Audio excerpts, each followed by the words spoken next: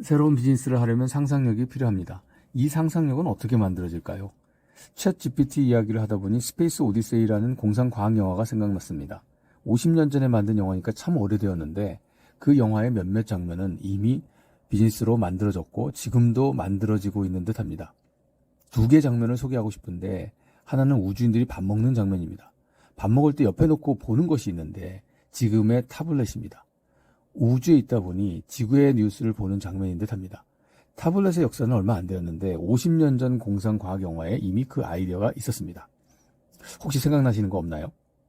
스티브 잡스도 이 영화를 보지 않았을까 하는 생각이 듭니다. 실제 애플과 삼성이 소송할 때 이 영화를 근거로 애플의 주장이 무효라고 주장했었습니다. 기억나는 둘째 장면은 인공지능이 우주인들과 거주하면서 모든 공간에서 대화를 나누고 있습니다. 농담도 하고 있습니다.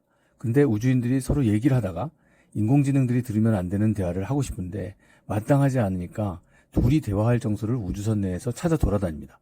그리고 우주로 나갈 때 타는 캡슐 안에 들어가서 이야기를 하는 장면이 기억납니다. 사람들이 인공지능을 피하는 상황까지 전개하는 장면입니다.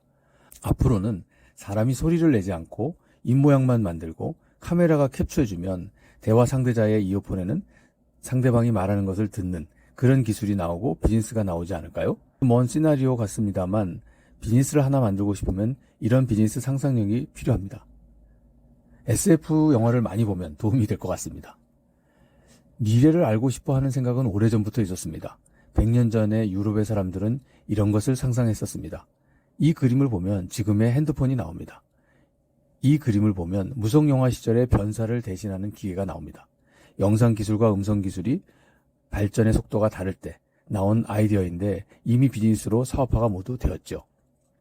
우리나라에도 50년 전에 대학신문의 만평으로 소개된 그림이 있는데 여기에도 지금의 핸드폰, 태양광, 고속전철 등등 여러 가지가 등장합니다.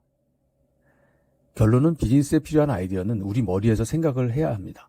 생각을 하기 위한 정보를 많이 집어넣고 우리가 요리를 해야 하는 그런 상황이 됩니다. 그래서 우리가 비즈니스 상상력을 만들게 되는 것이죠. 좋아요, 구독, 알람을 꾹 눌러주시면 제게 큰 힘이 되겠습니다. 감사합니다.